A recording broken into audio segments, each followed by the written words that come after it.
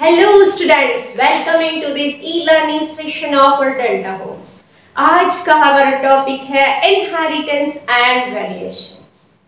तो सबसे पहले आज देखते हैं what is inheritance. Inheritance means क्या? The transmission of genetic information from generation to generation is known as inheritance. जो हमारे जेनेटिक इंफॉर्मेशन है जनरेशन टू जनरेशन ट्रांसफर होती है उसे कहा जाता है इनहेरिटेंस।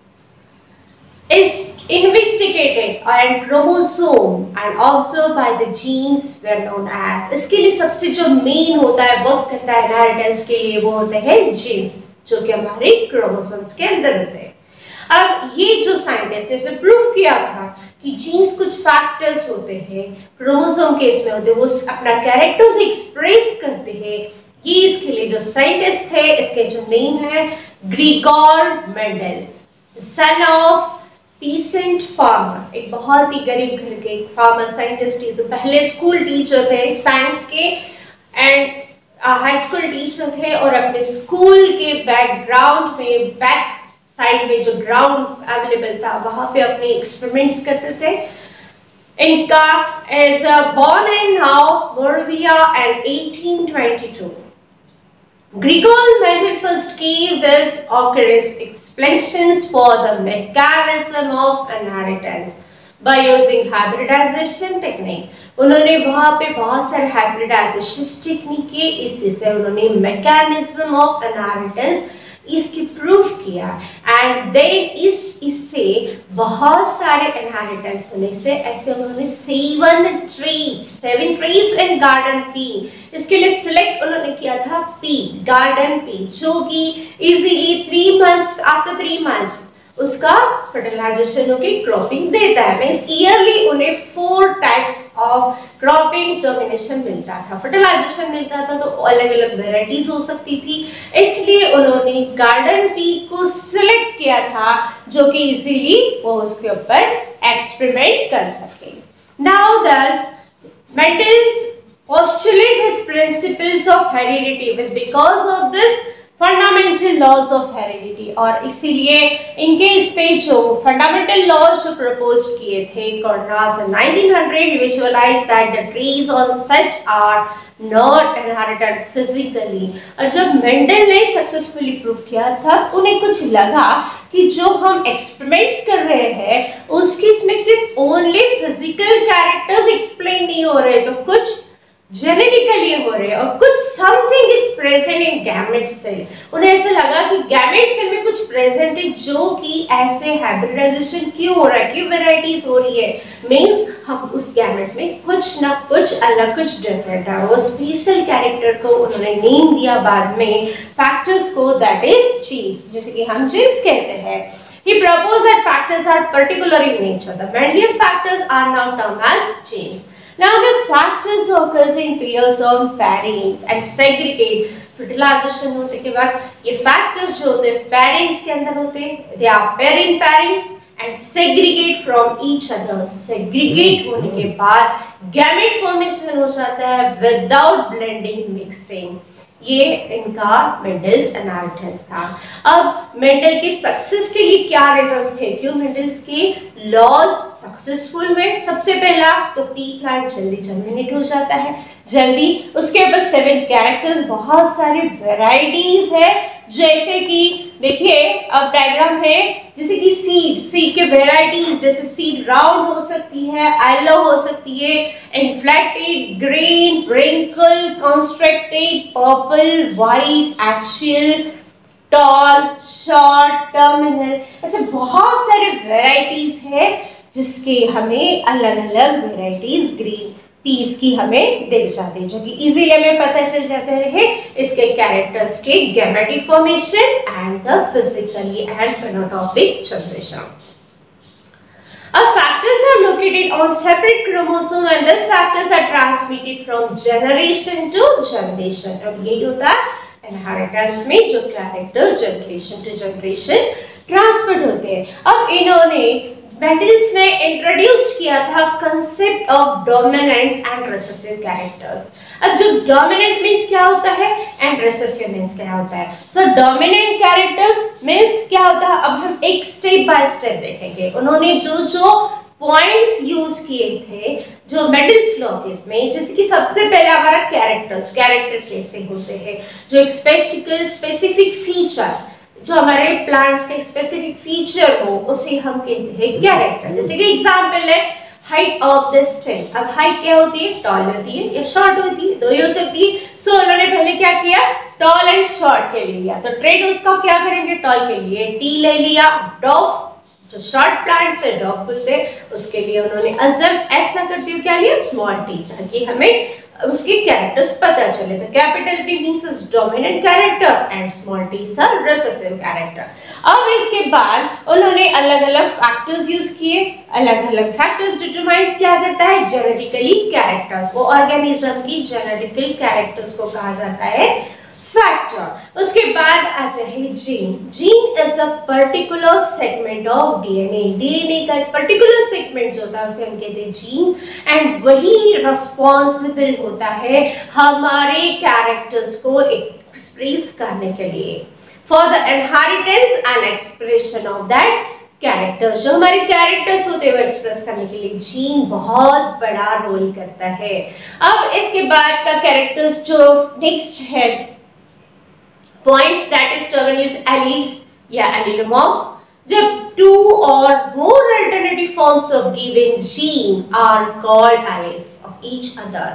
अगर दो या दो से ज्यादा alternative forms genes के अगर एक साथ आ रहे हो, alternative forms में आ रहे हो, तो उसे कहा जाता है alleles of each other। They occupy identical position on homologous chromosome। Chromosome कि दो पार्ट से होमोलोगस एंड नॉन होमोलोगस। तो होमोलोगस पे जो आइडेंटिकल पोजीशन होता है उसे कहा जाता है एलिस। एलिस को ही शॉर्ट फॉर्म में कहा जाता है एलिलोमॉर्फ। उसके बाद हमने कहा था dominant characters. Dominant characters means afferent generation. दो अगर जैसे टॉल प्लांट ले लिया, एक डॉग प्लांट ले लिया, दोनों का क्रॉसिंग हो गया, दोनों का क्रॉसिंग होने के बाद जो प्रोजेनी मिल रही है F1 जनरेशन में, अगर उस प्लांट्स में सभी प्लांट्स कौन से कैरेक्टर्स में आ रहे हैं, then it is called the dominant. जैसे टॉल और एक डॉग ले लिया, अगर सब ऑल प्लांट्स टॉल हो रहे हैं और जो हमने तो डॉग प्लांट का भी लिया था उसके कैरेक्टर एक्सप्रेस नहीं हुए, वहां पे कौन से एक्सप्रेस हुए, टॉल। मींस अभी कौन सा कैरेक्टर डोमिनेट हो गया है, tall, that is a capital T. इसलिए और रिसेसिव मींस जो है वहां प्रेजेंट बट वो दिख नहीं रहा है F1 जनरेशन में, तब उसे कहा जाता है रिसेसिव कैरेक्टर्स। अगर कैटॉल प्लांट का डॉग प्लांट के साथ हमने F1 जनरेशन क्रॉसिंग किया और जो कैरेक्टर्स हमें दिखते हैं उन्हें डोमिनेंट कहते हैं, और जो हमें नहीं दिखते बट वो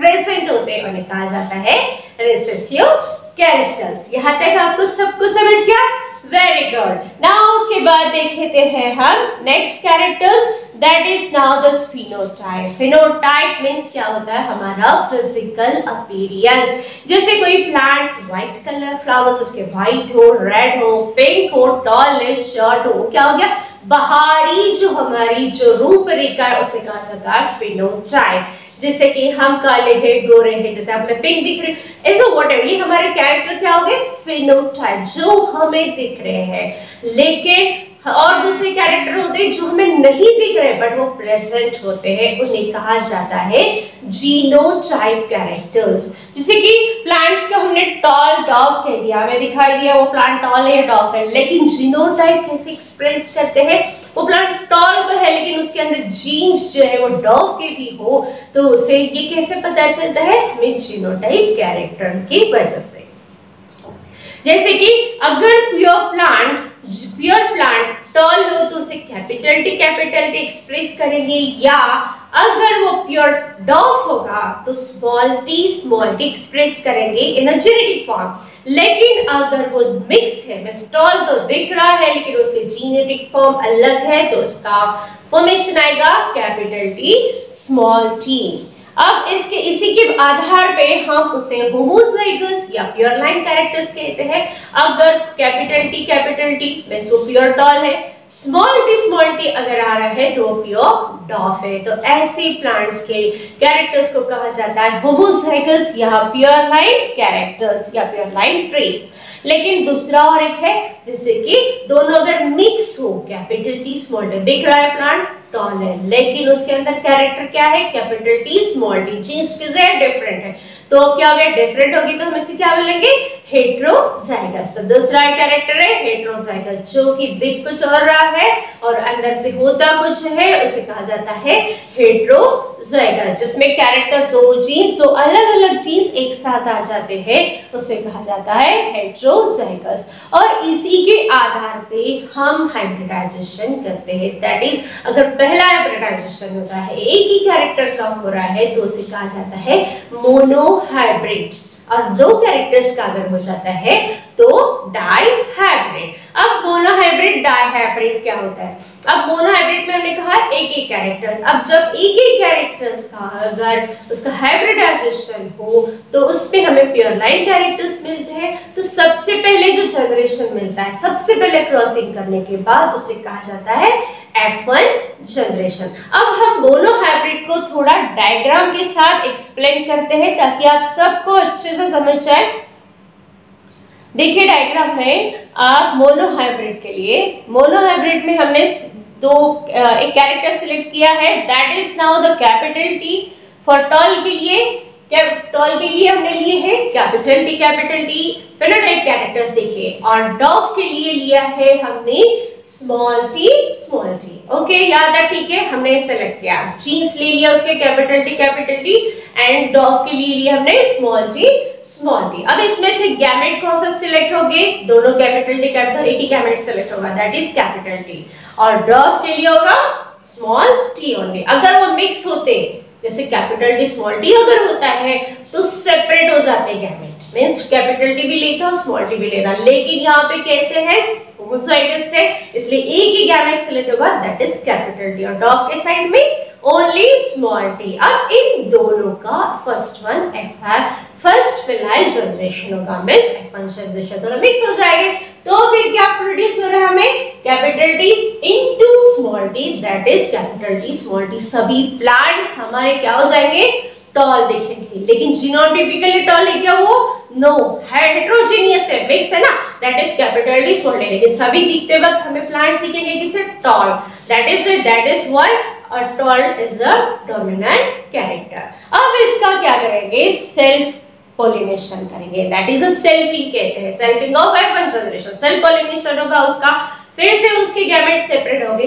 अब टॉल के लिए पहले इसमें small capital T small T, उसका क्रॉसिंग हो गया कैपिटल टी स्मॉल टी के साथ। अब इसका जो जनरेशन F2 जनरेशन मिलता है, इसको हम पुनेट स्क्वायर से, जो स्क्वायर बॉक्स दिख रहा है आपको, उसे कहा जाता है पुनेट स्क्वायर, और इस तरीके से हम F2 जनरेशन निकालते हैं। जैसे कि आप देखिए, एक साइड में हमारा कैपिटल, ऊपर के साइड में कैपिटल टी स्मॉल टी, नीचे की साइड में क्या दिख रहा है, नीचे के एरो में कैपिटल टी स्मॉल, दोनों का क्रॉस होगा, पहले बॉक्स में आएगा दोनों का cross multiply, that is capital T into capital T, that is capital T. Second box में हो जाएगा कैपिटल टी स्मॉल टी, नीचे के रो में आ जाइए, फिर से देखिए, फिर से उसका multiply capital T small T and last one है स्मॉल टी। अब इसमें देखिए पहला वाला जो है वो कैपिटल टी मींस वो प्लांट क्या होगा, टॉल हो गया, लास्ट वाले फिर सेकेंड एंड थर्ड में देखिए तो दोनों की इसमें क्या है, same character, that is capital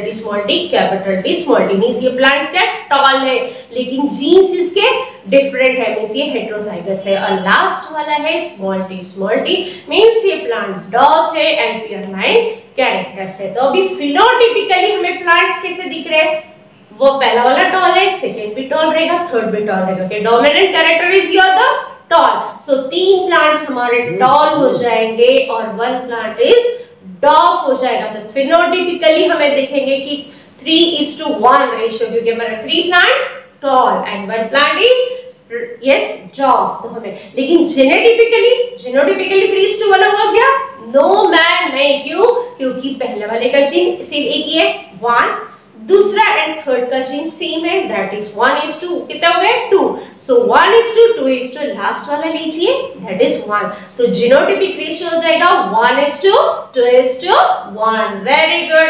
तो फेनोटाइपिक रेशियो हमने क्या कहा 3:1 एंड जीनोटाइपिक रेशियो क्या कहा 1:2:1, वेरी गुड।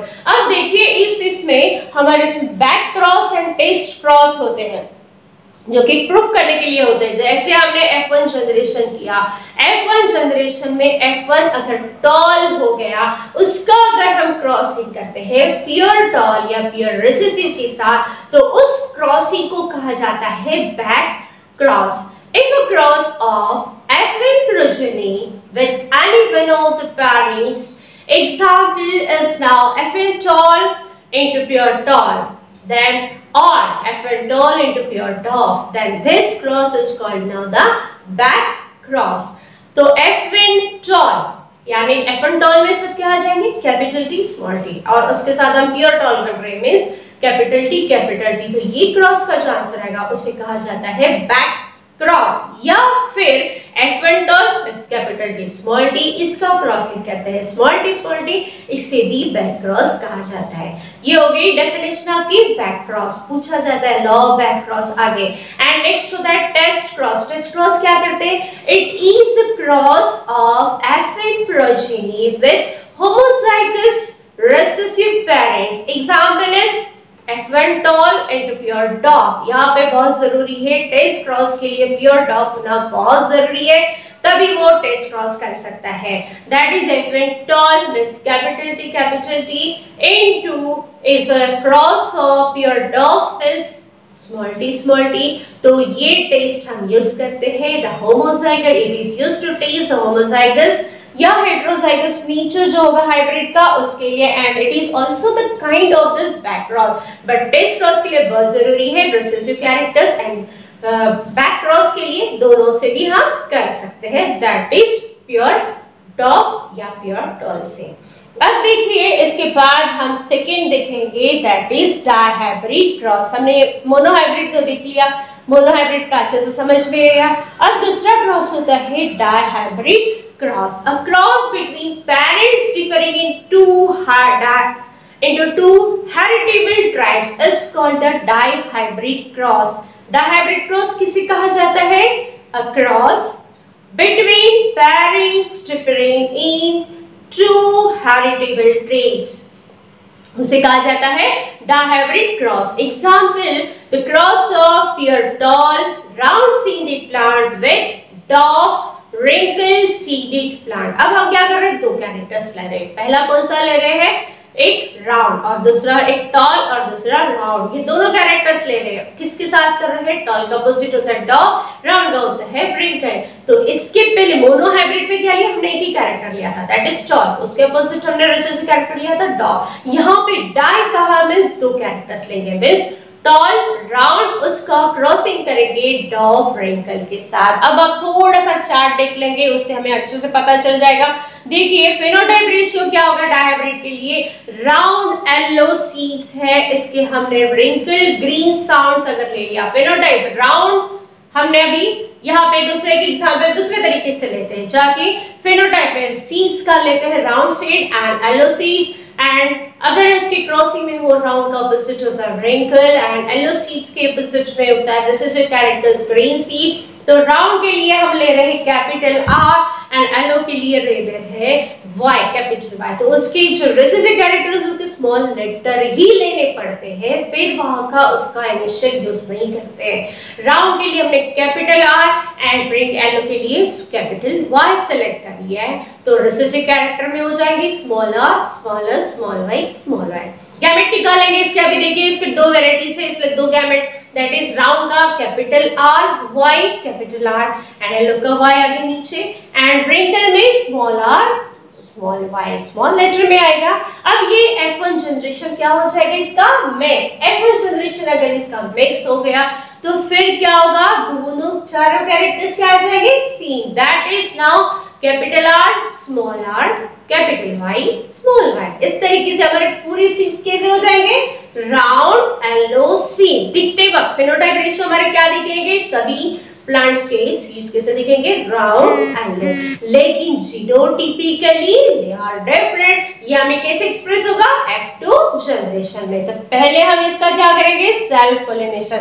सेल्फ पोलिनेशन करने के बाद पुनेट स्क्वायर से हम इसका सॉल्व करेंगे और तब हम देखेंगे कि इसके बहुत सारी वेराइटीज निकलते हैं, जो कि फेनोटाइपिकली रेशियो जो होता है इसका, इसके रेशियो में आपको इसको कैलकुलेट करना पड़ेगा, जो कि इसका रेशियो निकलता है 9:3:3:1। बहुत बड़ा रेशियो होता है। Phenotype appearance 9 is round yellow seeds हो जाते हैं, उसके बाद राउंड एलो सीड्स एंड बाकी मिक्स हो जाते हैं 3:3:1 and last is recessive characters जो है हमारा व्रिंकल ग्रीन सीड्स। इस तरीके से हमारा फिनोटाइप रेशियो होता है और गैमेटिक फॉर्म जीनोटाइप रेशियो उसी पुनेट स्क्वायर से हम कैलकुलेट करते हैं। और इस तरीके से मोनोहाइब्रिड डायहाइब्रिड से हम अलग अलग कैरेक्टर्स मेंशन कर सकते हैं। तो मेंडल जो साइंटिस्ट थे बहुत ही शार्प थे, बहुत पेशेंस था। साइंस हमें सिखाता है बहुत पेशेंसली रेगुलरली वर्क करना, और इस तरीके से मेंडल ने प्रूव कर दिखाया कि पेशेंस एंड हार्ड वर्क से हम कुछ भी कर सकते हैं। सो बाय।